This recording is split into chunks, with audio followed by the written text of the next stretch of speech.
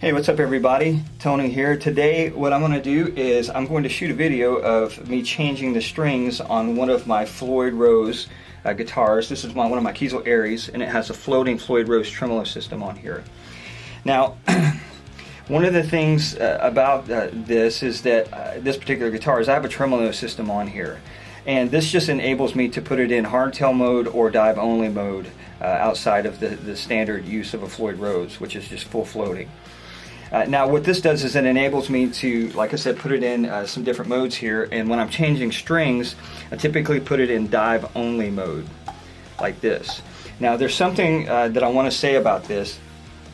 There are several different ways, devices you can use, such as this, or just block it off with a block, or use one of those tremolo stoppers. That's what I keep on these my Floyd Rose guitars for the most part. Sometimes we'll use the tremolo stopper. But anyway, let's dive into this. I use some pliers, one of these winding tools, an Allen wrench. I have my strings. I'm using Ernie Ball Super Slinky, or regular Slinky, they're 10s, and I have a tuner here. Alright, so we're going to do this one by one. This is the way I typically do it. And then I use a cloth here just to protect the guitar. What you're going to do is you're going to go in here and unwind these. It doesn't take very long to do this at all. Another thing to note when you're changing strings on one of these guitars with one of these kind of bridges is you do everything from the top. You don't have to keep turning the guitar over and feeding the string through. A matter of taking these off, or just a matter of seconds. So it doesn't take long to do this at all. So take this off here, these off. And then I'll unwind one string at a time. Yeah, you can see that actually slipped just a little bit. But I'll do this and then unlock it here.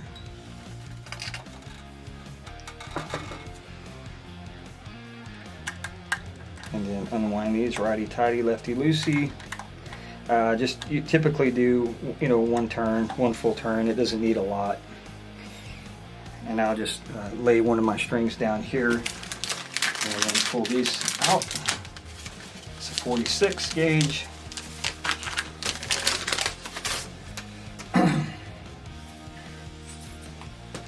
Doesn't take long to do this.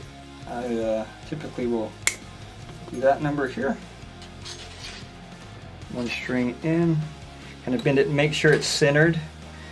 And then I bend this up just because just ensure that I'm not too close to the guitar here, just to have good clearance. Make sure it's centered, and then I'll tighten it up here. I have titanium string blocks in this, which are just stronger string blocks than your standard black ones. So you don't want to strip it out or go too tight, but you do want to get it snug in there. So that's that. Run it through. This has locking, so let's lock that up. And you can go ahead and snip it because it's locked like that. Some guys don't want to do that, and I'm sure there's other methods that other guys use out there, and are probably not like what I'm doing here. This is just the way I find it easiest to do it. And then what I'll do, and I'll just kind of put it,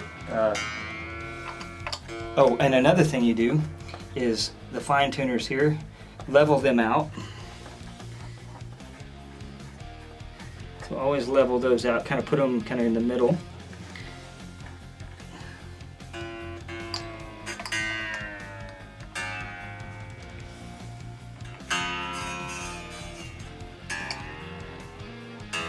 So there we go. So I just kind of get it roughly on there like that. All right, so there's that one. Now let's undo this one and go from here.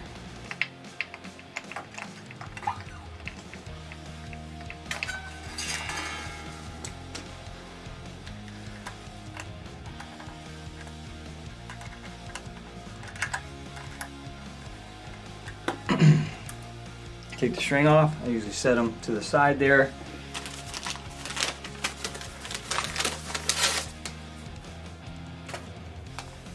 And cut the ball ends off. Typically we'll do that like that. Stick it in here. Make sure that it is centered. Make sure that it's all the way down. Now you just kind of bend it like that. And then tighten it up. That's usually good. Yeah, that's good. Put there. Through. Having locking tuners makes this process so much easier. Anytime you can lock the bridge down or lock the strings like this, it just makes this process so much easier. Especially on some of these Kiesel guitars where they don't have the that string tree thing.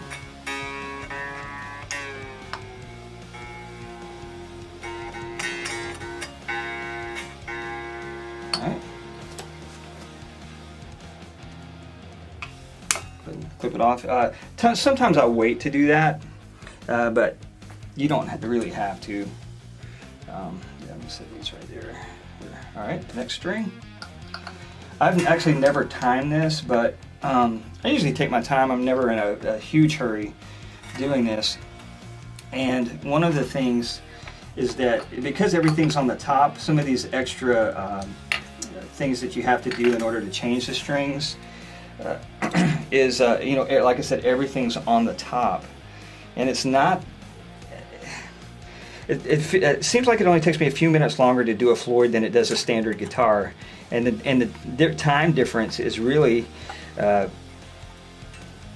just unscrewing this and then putting this back on from any like a hardtail guitar. So it's not that much longer as far as the time it takes to change these strings.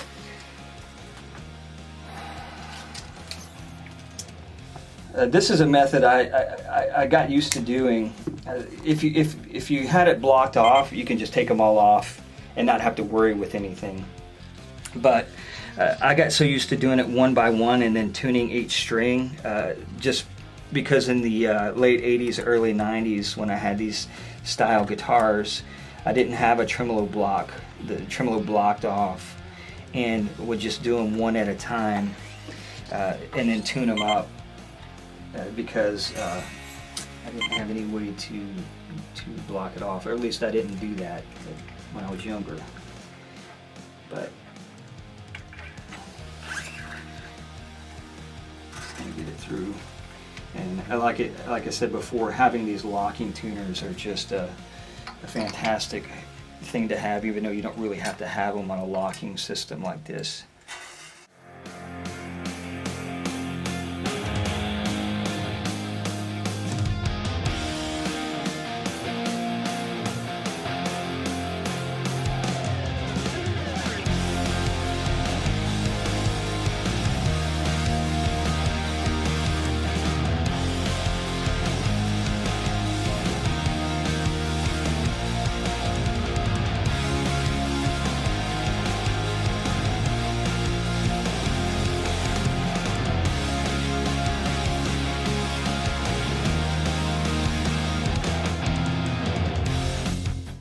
Stretch the strings out a little bit. So getting the strings on, no big deal. And of course, it's, like I said, it's been blocked off. I've said that several times here. It really helps in this process. Setting these up, these Floyds up, are a little more difficult, especially if you're intonating them. It's a little more of a challenge than if you're doing it on a, you know, like a hardtail or a standard Strat or something like that. And then what I'll do is I'll clamp these down, and it'll typically go a little sharp when you do that, because you're clamping these strings down a little bit. And then you just fine tune it and you're ready to go.